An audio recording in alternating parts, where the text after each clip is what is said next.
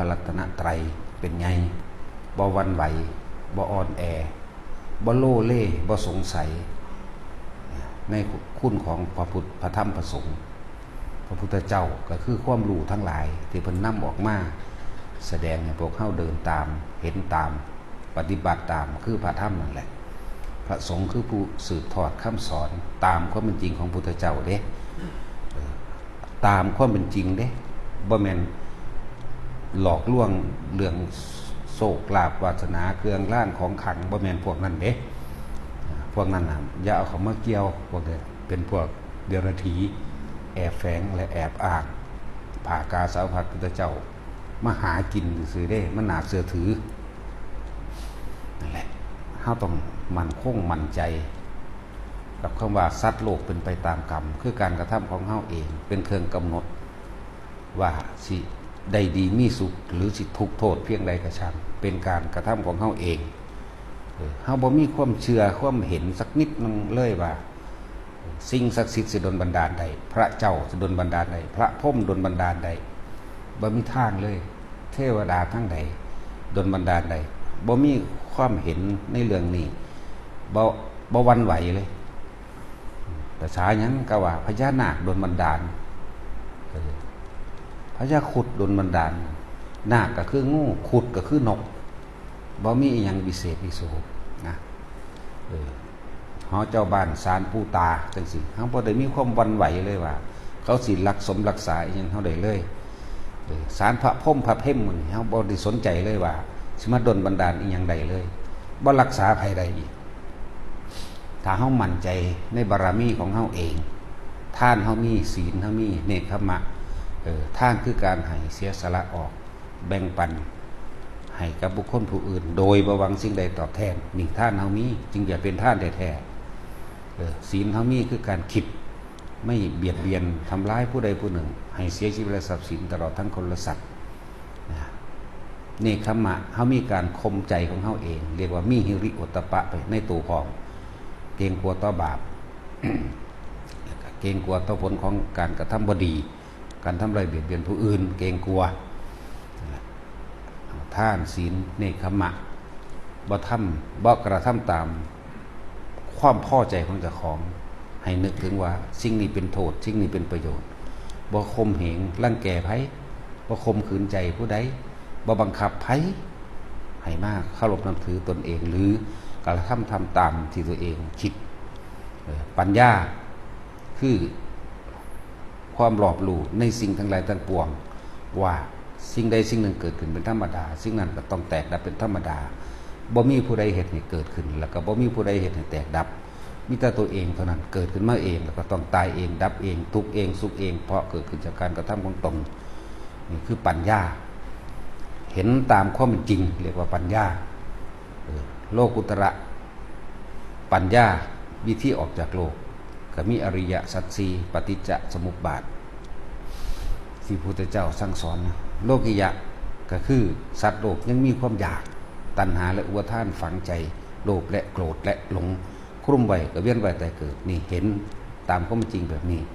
บ่มีสิ่งใดสิ่งหนึ่งดลบันดาลบ่มีเลยนั่นแหละเรียกว่าปัญญาต่อมาถ้าเขามั่นใจมั่นคงในพระรัตนตรัยมั่นใจมั่นคงในธรรมชาติที่มันเกิดขึ้นวิริยะคือความเพียรพยายามที่สิบังคับกายบังคับวาจาและใจของเจ้าของเองให้มั่งมั่นมุ่งมั่นมั่นคงกับธรรมนะครับวิธีที่ตัวเองกำลังปฏิบัติอยู่ยกตัวอย่างเช่นลมหายใจเข้าออกนี่มีความเพียรมีความอดทนวิริยะขันติมีสัจจะ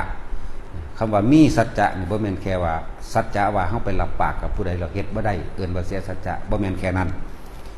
รับปากเราเฮ็ดได้ทุกอย่างเฮ็ดบ่ได้บ่รับปากนี่ก็เป็นสัจจะส่วนย่อยของมันแต่ว่าสัจจะส่วนจริงของมันคือโลกุตระสัจจะโลกิยะสัจจะหรือเว้าหยังกระช่างทั้งอดีตและปัจจุบันเป็นความจริงเป็นความสัตย์บ่มีการโกหกบ่มีการหลอกลวงบ่มีการทำให้ผู้ใดเสียชีวิตหรือทรัพย์สินทางคนละสัตว์นี่คือเอิ้นว่าตั้งมั่นในสัจจะแล้วก็เห็นโลกนี่ตามความเป็นจริงคืออนิจจังโลกนี้หาความจริงยั่งยืนบ่ได้บ่เที่ยงแท้บ่แน่นอนโลกนี้ประกอบด้วยทุกข์ นะอนิจจังทุกขังโลกนี้ประกอบด้วยความเสื่อมสลายแตกดับทำลายทั้งนั้นเลยเป็นอนัตตา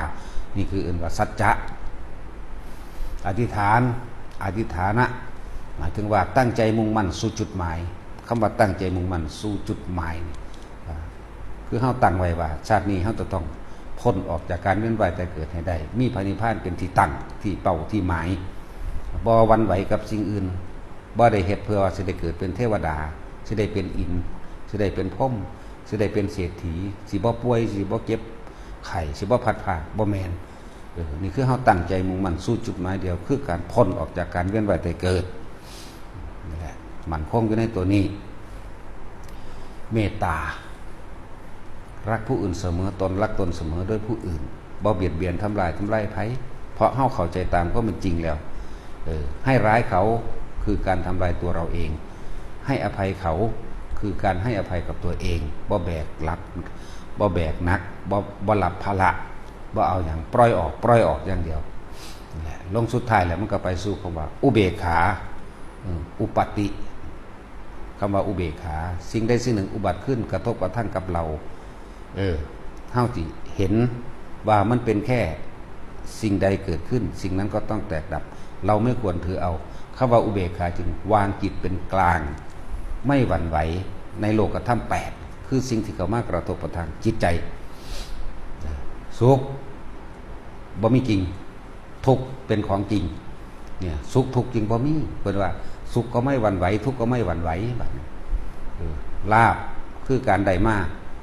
เสื่อมลาภคือการเสียไปยศก็แค่นั้นแหละยศก็เป็นแค่เครื่องหลอกลวงอันหนึ่งเฮ็ดในคนทั้งหลายทำลายกันดิ้นรนแสวงหาเฮ็ดให้ก่อบาปสร้างเวรสร้างกรรมเกิดขึ้นกับตนเองมีลาภก็แค่นั้นเสื่อมลาภก็แค่นั้นมียศก็แค่นั้นเสื่อมยศก็แค่นั้นเป็นแค่อาชีพอันหนึ่งถ้ามันมีเครื่องประดับประดาขึ้นมากก็ดีสรรเสริญยกย่องอย่ามักย่องนินทานี่สองอย่างกับคู่กันเพิ่นจึงเรียกว่าโลกธรรมมันเป็นเครื่องกระทบคนเฮาส่วนมากเดี๋ยวกระทั่งดีสุว่าเฮาเฮ็ดดีกับคนผู้หนึ่ง100 ครั้งจะมีแค่ครั้งเดียวที่เขาจดจำคือครั้งที่เราไม่ทำกับเขาคนพวกนี้สิบ่จำความดีผู้อื่นเด้นั่นแหละเขาสิบันทึกเอาเฉพาะสิ่งที่เป็นอกุศลสาระเลวคนพวกนี้สิเป็นแบบนี้เฮาเฮ็ดนำเขาลอยเถื่อนี่บ่เป็นหยังดีดีใจสบายใจแต่ว่าเว้าผิดใจครั้งเดียว100 ครั้งนั้นหายหมดแล้วก็สิเอาสิ่งเหล่านี้ออกไปคำว่าอุเบกขาแปลว่าจิตที่ถูกโลกกระทำกระทบแล้วย่อมไม่หวั่นไหวท่านศีลเนคขมาปัญญาวิริยะขันติสัจจะอธิษฐานเมตตาสุดท้ายแล้วอุเบกขาคือปล่อยวางทั้งหมดอุเบกขาเพราะว่าทุกสิ่งทุกอย่างมันก็แค่สิ่งใดสิ่งหนึ่งเกิดขึ้นเป็นธรรมดาเรียกว่าสังขารแล้วก็แตกดับเป็นธรรมดาอันบุคคลทั้งหลายอันเราทั้งหลายไม่ควรเข้าไปยึดมั่นถือมั่นจึงเรียกว่าอุเบกขามันก็ว่างของมันเองแต่เบื้องต้นพื้นฐานแรกเลยทุกคนต้องมั่นคงมั่นใจตั้งมั่นอยู่ในเฉพาะพระรัตนตรัยเราจะทำตามพระพุทธเจ้าสั่งสอนเท่านั้นเราจะทำตามสิ่งที่พระพุทธองค์ได้ทรงบัญญัติไว้เท่านั้นเราจะฟังเฉพาะพระสงฆ์ผู้นำอริยสัจสี่ออกมาแสดงเท่านั้นจึงเรียกว่าเอาพระพุทธพระธรรมพระสงฆ์เป็นที่พึ่งเป็นที่กระทำตามบ่ได้เอาสิ่งอื่นเลย